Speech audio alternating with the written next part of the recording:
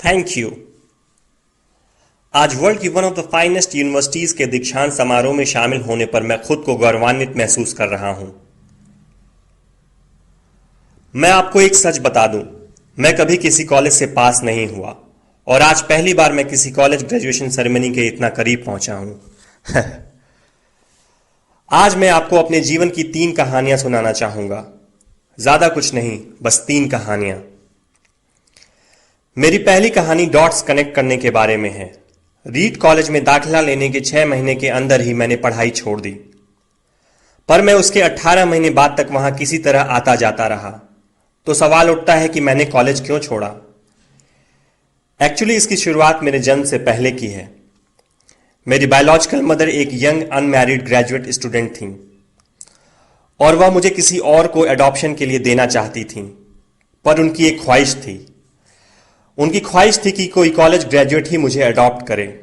सब कुछ बिल्कुल सेट था और मैं एक वकील और उसकी वाइफ के द्वारा अडॉप्ट किया जाने वाला था कि अचानक मुझे देखकर उस कपल ने अपना विचार बदल दिया और डिसाइड किया कि उन्हें लड़का नहीं लड़की चाहिए। इसलिए तब आधी रात को मेरे पेरेंट्स, जो तब वेटिंग लिस्ट में थे, उन्हें कॉल करके बोला गया कि हमारे पास एक बेबी बॉय है, क्या आप उसे गोद लेना चाहेंगे? और उन्होंने झट से हां कर दी। पर बाद में मेरी बायोलॉजिकल मदर को पता चला कि मेरी मां ग्रेजुएट नहीं है और पिता तो हाई स्कूल पास भी नहीं है। इसलिए उन्होंने एडॉप्शन पेपर साइन करने से मना कर दिया। पर कुछ महीनों बाद मेरे होने वाले पेरेंट्स के मुझे कॉलेज भेजने के प्रॉमिस के बाद वो मान गई। तो मेरी जिंदगी की शुरुआत कुछ इस तरह हुई और 17 साल बाद मैं कॉलेज गया। पर गलती से मैंने स्टैनफोर्ड जितना ही महंगा कॉलेज चुन लिया। मेरे वर्किंग क्लास पेरेंट्स की सारी जमा पूंजी मेरी पढ़ाई में जाने लगी। 6 महीने बाद मुझे इस पढ़ाई में कोई वैल्यू नहीं दिखी। मुझे कुछ आइडिया नहीं था कि मैं अपनी जिंदगी में क्या करना चाहता हूं और कॉलेज मुझे किस तरह से इसमें हेल्प करेगा।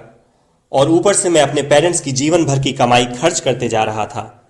इसलिए मैंने कॉलेज ड्रॉप आउट करने का निर्णय लिया और सोचा जो होगा अच्छा होगा। उस समय तो यह सब कुछ मेरे लिए काफी डरावना था, पर जब मैं पीछे मुड़कर देखता हूं तो मुझे लगता है कि यह मेरी जिंदगी का one of the best decision था।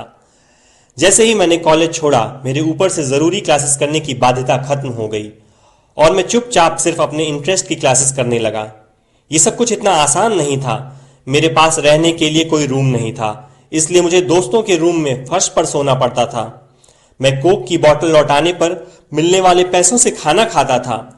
मैं हर संडे 7 मील पैदल चलकर हरे कृष्णा टेम्पल जाता था ताकि कम से कम हफ्ते में एक दिन पेट भर के खाना खा सकूं। यह मुझे काफी अच्छा लगता था। मैंने अपनी लाइफ में जो कुछ भी अपनी क्यूरियोसिटी और इंट्यूशन की वजह से किया, वह बाद में मेरे लिए प्राइसलेस साबित हुआ। Let me give an example. उस समय रीड कॉलेज शायद दुनिया की सबसे अच्छी जगह थी जहां कैलीग्राफी सिखाई जाती थी। पूरे कैंपस में हर एक पोस्टर, हर एक लेबल बड़ी खूबसूरती से हाथों से कैलीग्राफ किया होता था। चूंकि मैं कॉलेज से ड्रॉप आउट कर चुका था, इसलिए मुझे नॉर्मल क्लासेस करने की कोई जरूरत नहीं थी। मैंने तय किया कि मैं कैलीग्राफी की क्लासेस करूंगा और इसे अच्छी तरह से सीखूंगा। मैंने सेरिफ और सैंस सेरिफ टाइप फेसेस के बारे में सीखा, अलग अलग लेटर कॉम्बिनेशन के बीच में स्पेस वेरी करना और किसी अच्छी टाइपोग्राफी को क्या चीज अच्छा बनाती है यह भी सीखा। यह खूबसूरत था, इतना आर्टिस्टिक था कि इसे साइंस द्वारा कैप्चर नहीं किया जा सकता और यह मुझे बेहद अच्छा लगता था। उस समय जरा सी भी उम्मीद नहीं थी कि मैं इन चीजों का यूज कभी अपनी लाइफ में करूंगा। लेकिन जब 10 साल बाद हम अपना पहला मैकिन्टॉश कंप्यूटर बना रहे थे, तब मैंने इसे मैक में डिजाइन कर दिया और मैक खूबसूरत टाइपोग्राफी युक्त दुनिया का पहला कंप्यूटर बन गया। अगर मैंने कॉलेज से ड्रॉप आउट नहीं किया होता तो मैक में कभी मल्टीपल टाइप फेसेस या प्रोपोर्शनली स्पेस्ड फॉन्ट्स नहीं होते और चूंकि विंडोज ने मैक की कॉपी की थी तो शायद किसी भी पर्सनल कंप्यूटर में ये चीजें नहीं होती।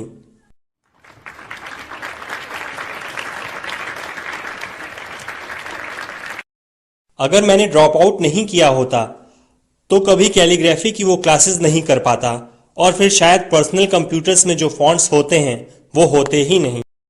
ऑफ कोर्स जब मैं कॉलेज में था तब भविष्य में देखकर इन डॉट्स को कनेक्ट करना इम्पॉसिबल था, लेकिन 10 साल बाद जब मैं पीछे मुड़कर देखता हूं तो सब कुछ बिल्कुल साफ नजर आता है। आप कभी भी फ्यूचर में झांककर डॉट्स कनेक्ट नहीं कर सकते, आप सिर्फ पास्ट देखकर ही डॉट्स कनेक्ट कर सकते हैं। इसलिए आपको यकीन करना होगा कि अभी जो हो रहा है वह आगे चलकर किसी न किसी तरह आपके फ्यूचर से कनेक्ट हो जाएगा।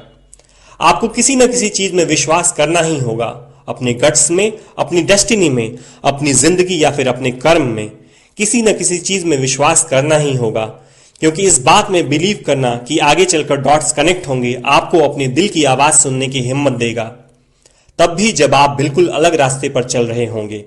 And that will make the difference. मेरी दूसरी कहानी लव और लॉस के बारे में है।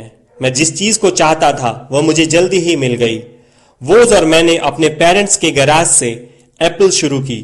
तब मैं 20 साल का था। हमने बहुत मेहनत की और 10 साल में एप्पल 2 लोगों से बढ़कर $2 बिलियन और 4000 लोगों की कंपनी हो गई। हमने अभी 1 साल पहले ही अपनी फाइनेस्ट क्रिएशन मैकिन्टॉश रिलीज की। मैं 30 का हो गया था और मुझे कंपनी से फायर कर दिया गया। आप अपनी ही बनाई हुई कंपनी से फायर कैसे हो सकते हैं? वेल, जब कंपनी ग्रो होने लगी तब हमने एक टैलेंटेड आदमी को हायर किया। मैंने सोचा कि वो मेरे साथ कंपनी रन करेगा। पहले 1 साल सब कुछ ठीक ठाक चला, लेकिन फिर कंपनी के फ्यूचर विजन को लेके हम दोनों में मतभेद होने लगे। बात बोर्ड ऑफ डायरेक्टर्स तक पहुंच गई और उन लोगों ने उसका साथ दिया। सो एट 30 मुझे निकाल दिया गया, पब्लिकली निकाल दिया गया।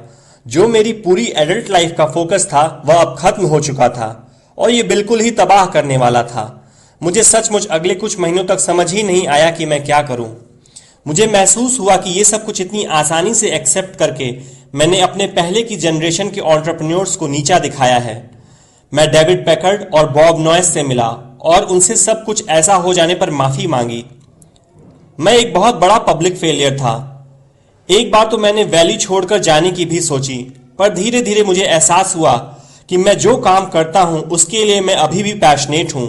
एप्पल में जो कुछ हुआ उसकी वजह से मेरे पैशन में जरा सी भी कमी नहीं आई है। मुझे रिजेक्ट कर दिया गया है, पर मैं अभी भी अपने काम से प्यार करता हूं। इसलिए मैंने एक बार फिर से शुरुआत करने की सोची। मैंने तब नहीं सोचा, पर अब मुझे लगता है कि एप्पल से फायर किए जाने से अच्छी चीज मेरे साथ हो ही नहीं सकती थी। सक्सेसफुल होने का बोझ अब बिगनर होने के हल्केपन में बदल चुका था। मैं एक बार फिर खुद को बहुत फ्री महसूस कर रहा था। इस फ्रीडम की वजह से मैं अपनी लाइफ की सबसे क्रिएटिव फेज में आ पाया। अगले 5 सालों में मैंने एक कंपनी नेक्स्ट और एक दूसरी कंपनी पिक्सर स्टार्ट की और इसी दौरान मेरी मुलाकात एक बहुत ही अमेजिंग लेडी से हुई जो आगे चलकर मेरी वाइफ बनी।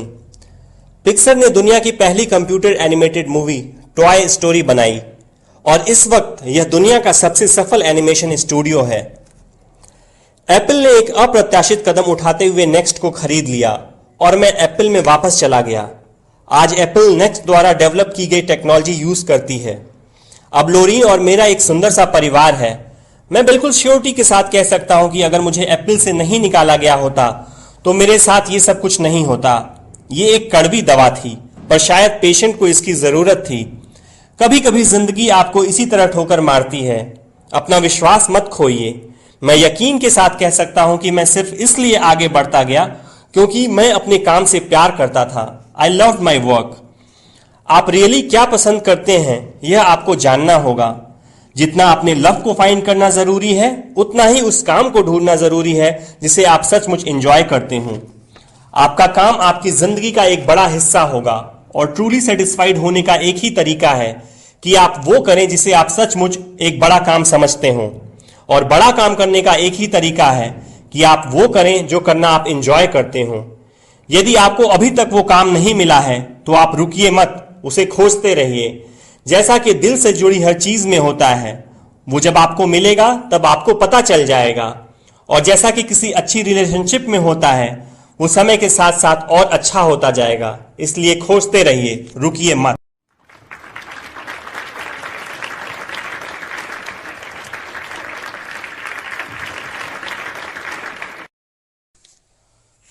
मेरी तीसरी कहानी डेथ के बारे में है। जब मैं 17 साल का था तो मैंने एक कोट पढ़ा था जो कुछ इस तरह था, यदि आप हर रोज ऐसे जिएं जैसे कि ये आपकी जिंदगी का आखिरी दिन है तो आप किसी न किसी दिन सही साबित हो जाएंगे।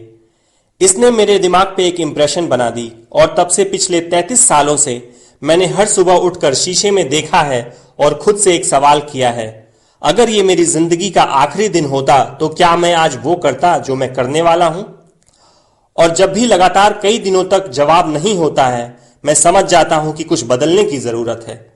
इस बात को याद रखना कि मैं बहुत जल्द मर जाऊंगा मुझे अपनी लाइफ के बड़े डिसीजंस लेने में सबसे ज्यादा मदद करता है, क्योंकि जब एक बार डेथ के बारे में सोचता हूं तब सारी एक्सपेक्टेशंस, सारा प्राइड, फेल होने का डर, सब कुछ गायब हो जाता है और सिर्फ वही बचता है जो वाकई जरूरी है। इस बात को याद रखना कि एक दिन मरना है किसी चीज को खोने के डर को दूर करने का सबसे अच्छा तरीका है। आप पहले से ही नेकेड हैं, ऐसा कोई रीजन नहीं कि आप अपने दिल की ना सुने। करीब 1 साल पहले मुझे पता चला कि मुझे कैंसर है। सुबह 7:30 बजे मेरा स्कैन हुआ जिसमें साफ साफ दिख रहा था कि मेरे पैंक्रियाज में ट्यूमर है। मुझे तो पता भी नहीं था कि पैंक्रियाज होते क्या हैं। डॉक्टर ने लगभग यकीन के साथ बताया कि मुझे एक ऐसा कैंसर है जिसका इलाज संभव नहीं है और अब मैं बस 3 से 6 महीने का मेहमान हूं। डॉक्टर ने सलाह दी कि मैं घर जाऊं और अपनी सारी चीजें व्यवस्थित कर लूं, जिसका इनडायरेक्ट मतलब होता है कि आप मरने की तैयारी कर लीजिए। इसका मतलब कि आप कोशिश करिए कि आप अपने बच्चों से जो बातें अगले 10 साल में करते वे अगले कुछ महीनों में कर लीजिए। इसका यह मतलब होता है कि आप सब कुछ व्यवस्थित कर लीजिए ताकि आपके बाद आपकी फैमिली को कम से कम परेशानी हो। इसका यह मतलब होता है कि आप सबको गुड बाय कर दीजिए। मैंने इस डायग्नोसिस के साथ पूरा दिन बिता दिया। फिर शाम को मेरी बायोप्सी हुई, जहां मेरे गले के रास्ते पेट से होते हुए मेरे इंटेस्टाइन में एक एंडोस्कोप डाला गया और एक सुई से ट्यूमर से कुछ सेल्स निकाले गए। मैं तो बेहोश था, पर मेरी वाइफ जो वहां मौजूद थी उसने बताया कि जब डॉक्टर ने माइक्रोस्कोप से मेरे सेल्स देखे तो वह रो पड़ा। दरअसल सेल्स देखकर डॉक्टर समझ गया कि मुझे एक बहुत ही दुर्लभ प्रकार का पैंक्रियाटिक कैंसर है जो सर्जरी से ठीक हो सकता है। मेरी सर्जरी हुई और सौभाग्य से अब मैं ठीक हूं। मौत के इतना करीब मैं इससे पहले कभी नहीं पहुंचा और उम्मीद करता हूं कि अगले कुछ दशकों तक पहुंचूं भी नहीं। ये सब देखने के बाद मैं और भी विश्वास के साथ कह सकता हूं कि डेथ एक यूजफुल बट इंटेलेक्चुअल कॉन्सेप्ट है। कोई मरना नहीं चाहता है, यहां तक कि जो लोग स्वर्ग जाना चाहते हैं वो भी। फिर भी मौत वो मंजिल है जिसे हम सब शेयर करते हैं।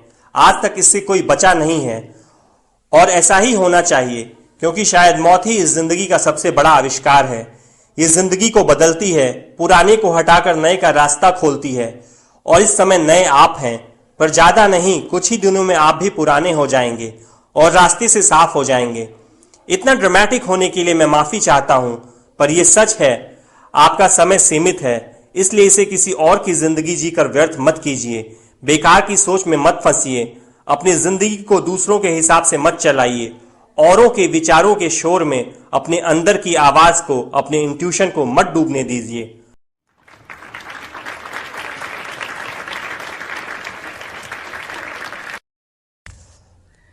जब मैं छोटा था तब एक अद्भुत publication the Whole Earth Catalog हुआ करता था, जो मेरी जनरेशंस की बाइबल्स में से एक था।